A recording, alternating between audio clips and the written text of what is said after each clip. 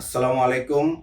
আমি আব্দুল্লাহ রায়হান, বাংলাদেশ জাতীয়তাবাদী ছাত্রদল Dhaka medical college শাখার আহ্বায়ক। আপনারা সকলে অবগত আছেন, দীর্ঘ ৮ বছর পর বাংলাদেশ জাতীয়তাবাদী ছাত্রদল ঢাকা মেডিকেল কলেজ শাখার আংশিক আহ্বায়ক কমিটি গঠন করা হয়েছে। এই মহেন্দ্রক্ষণে আমি সবার প্রথমেই শ্রদ্ধাভরে স্মরণ করছি স্বাধীনতার মহান ঘোষক, বহুদলীয় গণতন্ত্রের প্রবক্তা, সাবেক রাষ্ট্রপতি শহীদ জিয়াউর রহমান বীর উত্তমকে।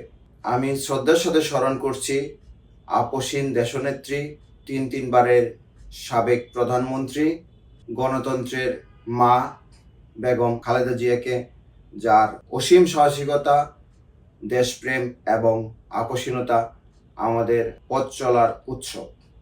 আমি কৃতজ্ঞতা জানাচ্ছি ৫৬,০০০ বর্গমাইলের ঐক্যের প্রতীক, বাংলাদেশ জাতীয়তাবাদী ছাত্রদলের সাংগঠনিক অভিভাবক, বাংলাদেশ জাতীয়তাবাদী দল বিএনপির চেয়ারপারসন, মাননীয় প্রধানমন্ত্রী জনাব তারেক রহমানের প্রতি।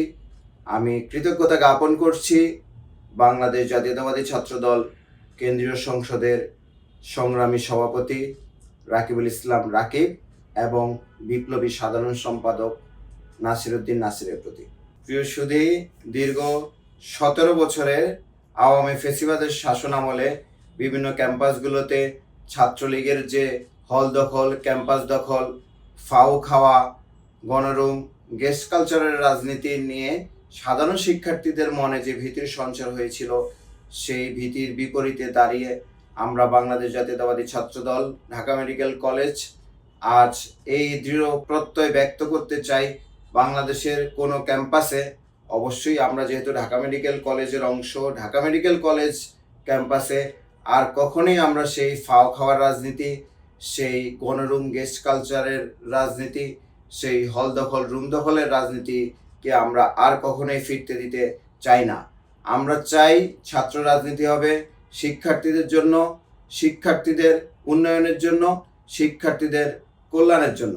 এবং আমি প্রত্যয় ব্যক্ত করতে চাই, অতীতে যেমন জোরপূর্বক বিভিন্ন ছাত্রদেরকে দল মত যার যে আদর্শই হোক না কেন তার কোনো তোয়াক্কা না করে সবাইকে যেমন ধরে ধরে বিভিন্ন প্রোগ্রামে, বিভিন্ন মিছিলে বাধ্যতামূলকভাবে নিয়ে যাওয়া হতো, সেই সব দিন আর কখনোই ইনশাল্লাহ ঢাকা মেডিকেল কলেজে ফেরত আসতে দেওয়া হবে না।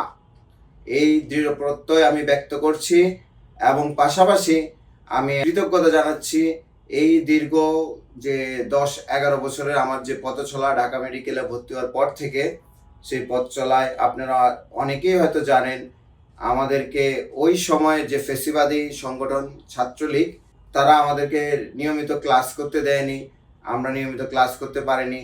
আমাদের যে অধিকার ছিল হলে থাকার, সে হলে থাকার অধিকারটুকু আমাদের থেকে কেড়ে নেওয়া হয়েছিল। নিয়মিত পরীক্ষায় বসতে দেওয়া হয়নি। শারীরিকভাবে নির্যাতন, মানসিকভাবে নির্যাতন সহ যে দমন পীড়নের মধ্য দিয়ে আমরা বেড়ে উঠেছি, সেই দমন পীড়ন আমাদেরকে এই শিক্ষা দেয়, জোরপূর্বক কাউকে আসলে ছাত্র রাজনীতিতে কোনোভাবেই ইনভলভমেন্ট করে তার ফল কখনোই ভালো কিছু ডেকে আনে না। যেটা আমরা ৫ই আগস্ট পতিত যে স্বৈরাচার শেখ হাসিনার পতন এবং একই সাথে ছাত্রলীগের যে পতন, তা আমাদেরকে সেই শিক্ষাই দেয়। তাই আমরা সেই সংস্কৃতিকে আর কখনোই এই দেশের ক্যাম্পাসগুলোতে ফেরত আসতে দিতে চাই না। দীর্ঘ এই ১০-১১ বছরের পথ চলায় যারা আমার পাশে ছিলেন, যারা আমাকে সাহস জুগিয়েছেন, তাদের সবার প্রতি আমি কৃতজ্ঞতা জ্ঞাপন করছি। আপনাদের ঋণ পরিশোধের অযোগ্য, এই ঋণ আমি কখনো শোধ করতে চাই না। আপনাদের সবার কাছে আমি ঋণী থাকতে চাই। সবাই আমার জন্য দোয়া করবেন যেন দল মত গ্রুপিং সব কিছুর ঊর্ধ্বে উঠে সবাইকে নিয়ে কাজ করতে পারি, সাধারণ শিক্ষার্থীদের জন্য কাজ করতে পারি। আল্লাহ হাফেজ। বাংলাদেশ জিন্দাবাদ। ঢাকা মেডিকেল কলেজ ছাত্রদল জিন্দাবাদ। মাননীয় প্রধানমন্ত্রী জনাব তারেক রহমান জিন্দাবাদ।